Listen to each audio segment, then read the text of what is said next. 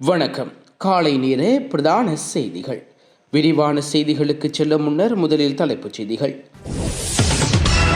இலங்கை பேருந்தில் வெளிநாட்டு பெண் இருக்கை கொடுக்காததால் திடீரென பெண் செய்த காரியம். அனுர அரசுக்கும் பசிலுக்கும் இடையில் நெருங்கிய தொடர்பில் மர்மம் அம்பலப்படுத்தும் ராயபக்சாக்கள். இதைத்தானா மக்களுக்கு வழங்குவது? தரையில் கிடந்த தனசாலைக்காக தயாரித்த மாளுப்பான்கள். லிட்டோ சமையல் எரிவாயுவின் விலை திருத்தம் குறித்து வெளியான முக்கிய அறிவிப்பு. தொலைபேசியால் வந்த வினைக்குழிக்குள் விழுந்த பெண்ணால் பரபரப்பு. இன்று தொடக்கம் வானிலையில் ஏற்பட உள்ள திடீர் மாற்றம் வெளியான முக்கிய தகவல்.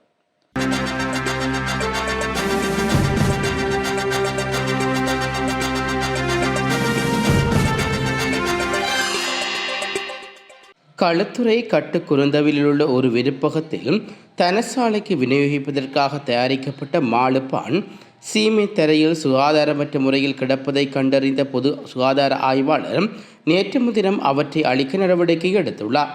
களுத்துறை பகுதியில் உள்ள தனசாலைகள் மற்றும் அவற்றுக்கு உணவு தயாரிக்கப்படும் இடங்களை ஆய்வு செய்ய வந்தபோது சுகாதார ஆய்வாளர்கள் கடந்த 31ஆம் தேதி அன்று அந்த விருப்பகத்தில் மேற்கொண்ட ஆய்வின் போது அங்கு இந்த நிலைமையை கண்டறிந்துள்ளார். கட்டுக்குருந்தவில் அமைக்கப்பட்ட தர்ம இல்லத்திற்காக இந்த வெதுப்பகத்தில் 2500 மாளுப்பான்கள் தயார் செய்யப்பட்டுள்ளதாக சுகாதார அதிகாரிகள் தெரிவிக்கின்றனர். அங்கு தயாரிக்கப்பட்ட சில மாளுப்பான்கள் பெட்டிகளில் அடைக்கப்பட்ட நிலையில் மீதமுள்ள 550 மாளுப்பான்கள் தரையில் கிடந்துள்ளன. மேலும் அந்த வெதுப்பக ஊழியர்கள் மேலாடை அணியாமல் வேலை செய்வதையும் பொது சுகாதார ஆய்வாளர் கண்டறிந்துள்ளனர். இருப்பினும் சுகாதாரமற்ற முறையில் உணவை சேமித்து வைப்பதற்கான இந்த விதிப்பகம் மீது சட்ட நடவடிக்கை எடுக்கப்பட்டுள்ளதாக களுத்துறை சுகாதார மருத்துவ அதிகாரிகள் அலுவலகம் மேலும் தெரிவித்துள்ளது. நாட்டுக்கு வரும் வெளிநாட்டு சுற்றுலா பயணிகள் நேற்று திருகோணமலையில் நடந்த சம்பவம் சமூக வலைத்தளங்களில் விவாத புயலை கிளப்பியுள்ளது. திருகோணமலைந்து புல்மோட்டை நோக்கி சென்ற தனியார் பேருந்தில் வெளிநாட்டு பெண் பயணி ஒருவர் இருக்கையின் ஏதுமின்றி பேருந்து தரையிலேயே அமர்ந்து சாதாரணமாக தனது மொபைலை பார்த்தபடி பயணித்துள்ளார். ஆனால் அதே பேருந்தில் இருக்கைகளில் உள்நாட்டு பயணிகள், குறிப்பாக ஆண்கள் பலர் அமர்ந்திருக்கின்றார்கள். ஒரு பெண், அதுவும் நம் நாட்டுக்கு வந்த விருந்தாளி தரையில் அமர்ந்திருந்ததையும் யாரும் அவருக்கு இருக்கை தந்து உதவ முன்வரவில்லை என்ற குற்றச்சாட்டோடும் இந்த புகைப்படம் இணையத்தில் வேகமாக பரவி வருகின்றமை குறிப்பிடத்தக்கது. சமூக வலைத்தளங்களில் தற்போது வைரலாக பரவி வரும் ஒரு அதிர்ச்சிகரமான வீடியோவை பார்த்து பலரும் வியப்பில் ஆழ்ந்துள்ளார்கள். இந்த வயதிலும் ஒருவர் இப்படிப்பட்ட செயல்களில் ஈடுபடுவாராக என்று பலர் கேள்வி எழுப்பி வருகின்றனர். இச்சம்பவம் கொல்கத்தா நகரில் உள்ள ஒரு உயரமான அடுக்குமாடி குடியிருப்பில் நடந்ததாக கூறப்படுகிறது. 11 மாடிகள் கொண்ட அந்த கட்டடத்தில் சுமார் 6வது மாடி ஜன்னல் வழியாக ஒரு முதியவர் தனது தலையையும் கைகளையும் வெளியே நீட்டி ஆபத்தான முறையில் தொங்கிக் கொண்டிருந்தார். அருகிலுள்ள மற்றொரு வீட்டில் இருந்தவர்கள் தனிப்பட்ட தருணங்களை மறைமுகமாக பார்க்கவும் அதை தனது மொபைலில் போனில் பதிவு செய்யவும் முயன்றதாக வீடியோவை பகிர்ந்தவர்கள் குற்றம் சாட்டுகின்றார்கள். ஒரு சிறிய தவறு ஏற்பட்டாலே கீழே விழுந்து உயிரிழக்கும் ஆபத்து இருந்த போதும் அவர் இந்த ஆபத்தான செயலில் ஈடுபட்டதாக கூறப்படுகிறது. இந்த வீட்டில் இருந்தவர்கள் இதை பற்றி எதுவும் அறியாமல் இருந்த நிலையிலும் இந்த ஜன்னல் வழியாக மொபைலை நீட்டி வீடியோ எடுக்க முயன்றதாக வீடியோவில் தெரிவதாக சமூக வலைத்தளங்களில் விவாதிக்கப்படுகிறது. இந்த காட்சியை வேறு ஒருவர் தொலைவிலிருந்து பதிவு செய்ததால் சம்பவம் வெளிச்சத்துக்கு வந்தமையும் குறிப்பிடத்தக்கது. இந்நிலையில் இந்த முதியவரின் செயற்பாடு குறித்து சமூக வலைத்தளங்களிலும் பலரும் விமர்சனங்களையும் முன்வைத்து வருகின்றமை குறிப்பிடத்தக்கது. சமகால அரசாங்க முன்னாள் ஆட்சியாளருக்கு எதிராக கடுமையான நடவடிக்கை மேற்கொண்டு வரும் நிலையில் முன்னாள் அமைச்சர் பசில் ராயபக்சாக்கும் அரசாங்கத்துக்கும் இடையில் நெருங்கிய தொடர்பு இருப்பதாக ஸ்ரீலங்கா பொதுஜன பெரமுனவின் தேசிய அமைப்பாளரின் நாடாளுமன்ற உறுப்பினருமான நாமல் ராயபக்ச தெரிவித்துள்ளார். ஊடகங்களுக்கு கருத்து தெரிவிக்கும் போது அவர் இதனை குறிப்பிட்டுள்ளார். மேலும் தெரிவிக்கையில், பசில் ராயபக்ச எனது உறவுக்காரர் என்ற போதிலும் தற்போதைய அனுரா அரசாங்கத்தில் உள்ளவர்களே அவருடன் மிகவும் நெருக்கமாக செயற்படுகின்றார்கள். அனுராவின் தோழர்களே அவரது நெருங்கிய நண்பர்களாகும். 2005ஆம் ஆண்டு தொடக்கம் இந்த அரசாங்கத்தில் உள்ள தலைவர்கள் என்னை விடவும் பசில் ராயபக்சாவுடன் மிகவும் நெருங்கி பழகியுள்ளார்கள். அவர் எப்போது நாட்டுக்கு வருவார் என்பது குறித்து என்னிடம் கேட்காமல் அவர்களிடமே கேட்பது மிக பொருத்தமானது. அரசாங்க தரப்பினர்கள் தினமும் மாலையில் அவருக்கு அழைப்பை எடுத்து நாட்டின் நிலைமை குறித்து கலந்துரையாடுகின்றார்கள். எனவே அவ்வாறு தொடர்ச்சியாக தொலைபேசியில் பேசும் நேரத்தில் பசில் எப்போது இலங்கைக்கு வருவார் என்பதை அவர்களே கேட்டுக்கொள்ள முடியும். பசில் ராயபக்ச உட்பட எவரும் சட்டத்திலிருந்து தப்பியோடவில்லை. பசில் ராயபக்ச தற்போது வெளிநாட்டில் இருந்தாலும் அவரது சட்டத்தரணிகளூடாக நீதிமன்றத்தில் முறையான தகவல்கள் முன்வைக்கப்பட்டு தேவையான சட்ட பிரதித்துவம் வழங்கப்பட்டு வருகிறது. சமகால அரசாங்கத்தின் உயர் மட்டத்தினர் தன்னை விடவும் பசில் ராயபக்சாவை நன்றாக அறிவார்கள். சில வேளைகளில் அவர்களுக்கு அறிவுரைக்கமையவே அவர் நாட்டுக்கு வராமல் இருக்கிறார் என்பது தனக்கு துல்லியமாக தெரியாது. இந்த விடயத்தை அரசாங்க தரப்பினரிடம் பசில் ராயபக்சவிடம் கேட்க வேண்டும் என்ற போதிலும் நீதிமன்ற செயல்முறைகளில் அவரது பிரதித்துவம் சரியாக இடம்பெற்று வருகிறது. சமகால ஆட்சியாளர்களுக்கு மஹிந்த ராயபக்ச உட்பட ராயபக்சாக்களுடன் ஒரு தனிப்பட்ட பிரச்சனை இருப்பது போல தெரிகிறது. விசேடமாக மே மாதம் பிறக்கும் போது மஹிந்த ராயபக்ச, கோட்டபய அல்லது வேறு ஏதேனும் ஒரு ராயபக்சாவை நீதிமன்றத்துக்கு அழைக்க போலீசார் நடவடிக்கை எடுக்கின்றார்கள். அரசாங்கம் இவ்வாறு செயற்படுவது ஒருபுறம் புலம்பெயர் தமிழர்களின் தேவைகளை நிறைவேற்றுவதற்காக என்று குறிப்பிட்டுள்ளார். டிராக்டர் மீது பஸ் மோதியதை அடுத்து கட்டுப்பாட்டை இழந்த டிராக்டர் அதிலிருந்து கடைக்குள் புகுந்துள்ளது. இதன்போது அங்கிருந்த 2 பேர் படுகாயமடைந்துள்ளதாகவும் தெரிய வருகிறது. குறித்த டிராக்டரில் 30 பேர் பயணித்துள்ள நிலையில் விபத்தில் காயமடைந்த அவர்கள் கசலக மற்றும் மகியங்கனை வைத்தியசாலையில் சேர்க்கப்பட உள்ளதாகவும் தெரிவிக்கப்படுகிறது. விபத்து இடம்பெற்ற முன்பு தனியார் பஸ் மற்றும் டிராக்டர் அதிக வேகத்துடன் பயணிக்கும் காட்சி அங்கிருக்கும் CCTV கேமராவில் பதிவாகியுள்ளது. இத்தொடர்பான மேலதிக விசாரணைகளை காவல்துறையினர் மேற்கொண்டு வருகின்றனர். லிட்டோ சமையல் எரிவாயுவின் ஜூன் மாதத்துக்கான விலை திருத்தம் குறித்த அறிவிப்பு நாளை வெளியிடப்படும் என்று லிட்டோ நிறுவனம் அறிவித்துள்ளது. ஜூன் 5ஆம் தேதி எரிவாயு விலை திருத்தி அமைப்பதற்கு திட்டமிடப்பட்டுள்ளதாகவும் அந்த நிறுவனம் தெரிவித்துள்ளது. மாதாந்த எரிவாயு விலை திருத்தத்துக்கு தேவையான அறிக்கைகள் தற்போது நிதியமைச்சுக்கு அனுப்பி வைக்கப்பட்டுள்ளதாகவும் அதன் இறுதி அறிக்கை நாளை கிடைக்கப்படும் என்று எதிர்பார்க்கப்படுவதாகவும் அவர் தெரிவித்துள்ளார். உலக சந்தையில் நிலவும் விலை நிறுவனங்களுக்கு அமையவே இம்முறை எரிவாயு விலை திருத்துவதற்கு திட்டமிட்டுள்ளதாக லிட்டோ நிறுவனம் அறிவித்துள்ளது. நாட்டின் தென்மேற்கு பகுதிகளில் இன்று தொடக்கம் மழை வீழ்ச்சி அதிகரிக்கக்கூடும் எனவும் அதனுடன் இணைந்த நாடு முழுவதும் காற்றின் வேகம் அதிகரிக்கக்கூடும் எனவும் வளிமண்டல திணைக்களம் எதிர்ப்பு கூறியுள்ளது. வளிமண்டல திணைக்களம் விடுவித்துள்ள அறிக்கையில் இந்த விடயத்தை தெரிவித்துள்ளது. இந்த வானிலை நிலைமை அடுத்த சில நாட்களுக்கு நீடிக்கும் என்றும் எதிர்பார்க்கப்படுகிறது. அதன்படி மேல் சப்ரகுவா மற்றும் வடமேல் மாகாணங்களிலும் காலி, மாத்தறை, கண்டி மற்றும் நுவரெலியா மாவட்டங்களிலும் அவ்வப்போது மழை அல்லது இடியுடன் கூடிய மழை பெய்யக்கூடும். மேல் மற்றும் சப்ரகுவா மாகாணங்களின் சில இடங்களிலும் காலி, மாத்தறை, கண்டி மற்றும் நுவரெலியா மாவட்டங்களின் சில இடங்களிலும் 100 மில்லிமீட்டருக்கும் அதிகமான பலத்த மழை பெய்யக்கூடும் என்று தெரிவிக்கப்பட்டுள்ளது. அதேவேளை நாடு முழுவதும் அவ்வப்போது மணத்தியாலத்துக்கு 40 தொடக்கம் 50 கிலோமீட்டர் வரையான வேகத்திலும் பலத்த காற்று வீசக்கூடும் என்றும் எதிர்பார்க்கப்படுகிறது. இடியுடன் கூடிய மழை பெய்யும் சந்தர்ப்பங்களில் தற்காலிகமாக ஏற்படும் பலத்த காற்று மற்றும் மின்ன தாக்கங்களால் ஏற்படக்கூடிய பாதிப்புகளை குறைத்துக் கொள்ள தேவையான முன்னெச்சரிக்கை நடவடிக்கைகளை எடுக்குமாறு பொதுமக்கள் கேட்டுக் கொள்ளப்படுகின்றனர். யாழ் பல்கலைக்கழக முகாமைத்துவ பீடத்தின் விசா கூடுகள் சேதமாக்கப்பட்ட சம்பவத்தை பொதுமைப்படுத்தி இதற்காக ஒட்டுமொத்த பொறுப்பையும் யாழ் பல்கலைக்கழக தமிழ் மாணவ சமூகத்தினர் மீது சுமத்துவதற்கு சில தரப்பினர் முயற்சித்து வருவதாக யாழ்ப்பாண பல்கலைக்கழகத்தின் முகாமைத்துவ கற்கைகள் மற்றும் வணிக பீட மாணவர்கள் சங்கம் சுட்டிக்காட்டியுள்ளது.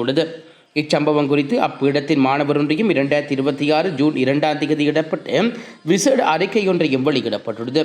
குறித்த அறிக்கையில் சம்பவம் தொடர்பில் தங்களது கடுமையான கண்டனத்தை வெளிப்படுத்தியுள்ள மாணவர் ஒன்றையும் இதற்காக ஒட்டுமொத்த தமிழ் மாணவர் சமூகத்தின் மீது பழி சுமத்து எடுக்கப்படும் முயற்சிகள் திட்டவட்டமாக நிராகரிக்கப்பட்டது. முகாமித்துவ பீடத்தைச் சேர்ந்த சிங்கள மாணவர்களால் ஏற்பாடு செய்யப்பட்டிருந்த இந்த வெசா கொண்டாட்ட நிகழ்வானது வெசா கூடுகள் காட்சிப்படுத்தல் உட்பட மாணவர் ஒன்றியத்தின் முழுமையான அனுமதி மற்றும் ஆதரவுடனே நடைபெற்றது. இதன் முக்கியமான மத மற்றும் கலாச்சார நிகழ்வை வெற்றிகரமாக நடத்துவதற்கும் அதற்குரிய சிறந்த சூழலை உருவாக்குவதற்கு தமிழ் மாணவர்கள் தங்களது முழுமையான ஒத்துழைப்பையும் உதவிகளையும் மனப்பூர்வமாக வழங்குகின்றார்கள். நிகழ்வு ஏற்பாடுகள் இவ்வாறு இருக்க தற்போதைய விசாரணைக்கு உடன்பட்டு சில தவிர்க்க முடியாத சூழ்நிலைகள் காரணமாக சில தனிநபர்களால் வெசாக்கூடு சேதமாக்கப்பட்டுள்ளதாக ஒன்றியம் கவலை வெளியிட்டுள்ளது. பொது சொத்துக்களை அளிக்கும் இவ்வாறான நாசகார செயல்களை நாங்கள் வன்மையாக கண்டிக்கின்றோம். இதற்கு நேரடியாக பொறுப்பானவர்கள் உடனடியாக கண்டறியப்பட்டு அவர்களுக்கு எதிராக முறையான ஒழுக்காற்று நடவடிக்கை எடுக்கப்பட வேண்டும் என்பதிலும் நாங்கள் உறுதியாக இருக்கிறோம் என்று ஒன்றியம் குறிப்பிட்டுள்ளது. இந்த தனிப்பட்ட சம்பவத்தை பொதுமைப்படுத்தி இதற்காக ஒட்டுமொத்த பொறுப்பையும் யாழ் பல்கலைக்கழக தமிழ் மாணவர் சமூகத்தின் மீது சுமத்துவதற்கு சில தரப்பினர் முயற்சித்து வருவதாக சுட்டிக்காட்டப்பட்டுள்ளது. இவ்வாறான குற்றச்சாட்டுகள் முற்றிலும் நியாயமற்றவை, தவறான வழிநடத்தல் உடையவை மற்றும் உண்மையான சூழ்நிலையை பிரதிபலிக்காதவை ஆகும். சொத்துக்கள் அளிக்கப்படுவதை நாங்கள் எதிர்ப்பதுடன் குற்றவாளிகளுக்கு எதிரான நடவடிக்கைகள் எடுப்பதையும் ஆதரிக்கும் அதே வேளையில் இந்த தனிப்பட்ட சம்பவத்தை ஒரு இனப்பிரச்சனையாக மாற்றுவதற்கு எடுக்கப்படும் எந்தவொரு முயற்சிகளையும் சமனாக நிராகரிக்கின்றோம். ஒரு சில தனிநபர்களின் செயல்களை சமூகங்களுக்கிடையே பிரிவினையை உருவாக்கவோ அல்லது எங்களுடைய பீட மாணவர்களிடையே நிலவும் ஒற்றுமையையும் பரஸ்பர மரியாதையும் சீர்குலைக்கவோ பயன்படுத்தக்கூடாது என ஒன்றியம் மிக அழுத்தமாக தெரிவித்துள்ளது. வதந்திகளையும் தவறான தகவல்களையும் பரப்புவதை தவிர்த்து அனைத்து மாணவர்களும் பொறுப்புடன் செயற்பட வேண்டும் என மாணவர் ஒன்றியம் கேட்டுக்கொண்டுள்ளது. அத்துடன் இது குறித்து சம்பந்தப்பட்ட அதிகாரிகள் முறையான மற்றும் நியாயமான விசாரணைகளை நடத்துவதற்கு முழுமையான ஒத்துழைப்பை வழங்குமாறும் பீடத்தின் ஒற்றுமை மற்றும் மரியாதை மற்றும் சகவாழ்வு தன்மையை தொடர்ந்து பாதுகாக்குமாறும் குறித்த அறிக்கையில் சுட்டிக்காட்டப்பட்டுள்ளமை குறிப்பிடத்தக்கது. முன்னாள் அமைச்சர் ஜான்டன் பெர்னாண்டோ அரசாங்கத்தின் பொருளாதார நிர்வாகத்தை கடுமையாக விமர்சித்து அரசாங்கம் ஒரு சில்லறை விற்பனை கடை போன்றது என்று கூறியுள்ளார். அவர்கள் மக்கள் மீது அக்கறை கொள்ளாமல் தங்கள் விருப்பப்படி விலையை உயர்த்துவதாகவும் அவர் குற்றம் சுமத்துகின்றார். சந்தை நிலவரங்களை பொருட்படுத்தாமல் அரசாங்கம் தன்னிச்சையாக பொருட்களின் விலையை உயர்த்தி வருவதாகவும் தற்போதைய அரசாங்கத்துக்கு பொருளாதாரத்தை கையாள தெரியவில்லை என்றும் இது நாட்டை மென்மேலும் நெருக்கடிக்கு உள்ளாக்குது என்றும் அவர் விமர்சித்துள்ளார். அதேவேளை தன் மீதும் தனது குடும்பத்தினர் மீதும் சுமத்தப்படும் ஊழல் குற்றச்சாட்டுகள் மற்றும் கைது நடவடிக்கைகள் அனைத்தும் அரசாங்கத்தின் அரசியல் பழிவாங்கல் என்று அவர் மேலும் கூறி வருகின்றார். புள்ளியான் என பரவலாக அறியப்படும் முன்னாள் கிழக்கு மாகாண முதலமைச்சர் சிவனேசன்துரை சந்திரகாந்தன் தாக்கல் செய்த அடிப்படை உரிமைகள் மனு மீதான விசாரணையை உச்சநீதிமன்றம் நேற்று நிறைவு செய்துள்ளது. பயங்கரவாத தடுப்புச் சட்டத்தின் கீழ் தனது கைது மற்றும் தடுப்பு காவலை எதிர்த்து இந்த மனு தாக்கல் செய்யப்பட்டது. சட்ட ரீதியாக நடவடிக்கைகள் மூலம் தனது அடிப்படை உரிமைகள் மீறப்பட்டதாக முன்னாள் மாகாண தலைவர் குற்றம் சாட்டியிருந்தார். பிள்ளையான் 2006ஆம் ஆண்டு கிழக்கு பல்கலைக்கழகத்தின் முன்னாள் துணைவேந்தர் சிவசுப்பிரமணியன் ரவீந்திரநாத் கடத்தப்பட்டு காணாமல் போன சம்பவம் தொடர்பில் குற்றப்புலனாய்வு பிரிவினரால் கைது செய்யப்பட்டார் என்பது குறிப்பிடத்தக்கது. இந்த வழக்கில் வாதங்களை கேட்ட பிறகு இவ்வழக்கின் நடவடிக்கைகள் தற்போது நிறைவடைந்து விட்டதாக உச்சநீதிமன்ற அமர்வு அறிவித்துள்ளது. இருப்பினும் நீதிமன்றம் தனது தீர்ப்பை ஒத்திவைக்க முடிவு செய்து இறுதி தீர்ப்பில் அறிவிப்பை பிற்காலத்தில் ஒத்திவைத்தது. இந்த வழக்கை நீதிமன்றங்கள் வழங்கவுள்ள இறுதி தீர்ப்பு பயங்கரவாத தடுப்புச் சட்டத்தின் கீழ் மேற்கொள்ளப்படும் கைதுகளின் சட்டபூர்வமான நம்பகத்தன்மை மீது முக்கிய தாக்கத்தை ஏற்படுத்தலாம் என்று முக்கிய வட்டாரங்கள் தெரிவிக்கின்றன. கொழும்பு கட்டுநாயக்க அதிவேக வீதியில் பொருத்தப்பட்டுள்ள மின் விளக்குகளில் செப்பு கம்பிகள் திருடப்பட்டு திருடக்கும்பலினால் வெட்டப்பட்டுள்ள நிலையில் இவற்றினை புதுப்பிக்க 1.09 மில்லியன் மதிப்பிலான திட்டத்திற்கு அமைச்சரவை அனுமதி வழங்கியுள்ளது. இவ்வாறு சேதப்படுத்த மற்றும் செப்பு கம்பிகள் உட்பட மின்சார உபகரணங்களை திருடப்படுதல் காரணமாக இந்த அதிவேக நெடுஞ்சாலையில் மின்விளக்கு அமைப்பு கடுமையாக பாதிக்கப்பட்டுள்ளது. தற்போது சுமார் 85% மின்விளக்குகள் செயலிழந்துள்ளன. இந்த திட்டத்தில் மொத்த மதிப்பீடு 1098.50 மில்லியன் ஆகும். ஒப்பந்தக்காரர்கள் தேசிய போட்டி ஒன்றின் டேண்டர் முறையில் மூலம் தெரிவு செய்யப்படுவார்கள் எனவும் தெரிவிக்கப்படுகிறது. பிரேசிலில் கடந்த மே 31, 2026 அன்று கையடக்கு தொலைபேசியை பார்த்தவாறு கவனக்குறைவாக வீதியில் நடந்து சென்ற 21 வயதுடைய யுவதி ஒருவர் பாதாள சாக்கடை ஒன்றுக்குள் தவறி விழுந்து விபத்துக்குள்ளாகியுள்ளார். இந்த அதிர்ச்சியூட்டும் சம்பவம் பிரேசிலில் குயாயா எனும் இடத்தில் இடம்பெற்றுள்ளது. மோட்டார் சைக்கிள் ஒன்றிலிருந்து இறங்கி தனது வேலை தளத்தை நோக்கி அந்த யுவதி நடந்துள்ளார். வீதியோடு நடைபாதையில் நடந்து செல்லும் போது அவர் தனது கையில் இருந்த மொபைலை முழுமையாக பார்த்தபடி சென்றதால் முன்னால் இருந்த ஆபத்தை கவனிக்கவில்லை. அங்கு கேபிள் திருடர்களால் சேதமாக்கப்பட்டிருந்த பாதாள சாக்கடைகள் மூடியொன்று தளர்வாக இருந்துள்ள நிலையில் யுவதி அதன் மீது கால் வைத்து அடுத்த கடமை அந்த மூடி தலைகீழாக மாறி அவரை அப்படியே பூமிக்குள் எடுத்துச் சென்றுள்ளது. இச்சம்பவம் தொடர்பாக சிசிடிவி காட்சிகள் தற்போது சமூக வலைத்தளங்களில் வேகமாக வைரலாகி வருகிறது. இவ்விபத்தில் அந்த பெண் காயமடைந்ததாக பிராந்திய செய்திகள் தெரிவிக்கின்றன. இத்துடன் இன்றைய காலை நேர பிரதான செய்திகள் நிறைவுக்கு வருகிறது. தொடர்ந்து நாளை காலை பிரதான செய்திகளோடு இணைந்து கொள்ளுவோம். நன்றி. இதுபோன்ற செய்திகளை தெரிந்து கொள்ள யாழ் டிவி நியூஸ் சேனலை சப்ஸ்கிரைப் செய்து அருகே இருக்கிற பெல் பட்டனையும் கிளிக் செய்து கொள்ளுங்க. மேலும் இதுபோன்ற செய்திகளை உடனுக்குடன் தெரிந்து கொள்ள யாழ்தேவி.com எனும் இணையதளத்தின் வாயிலாக எங்களோடு இணைந்து கொள்ளுங்கள்.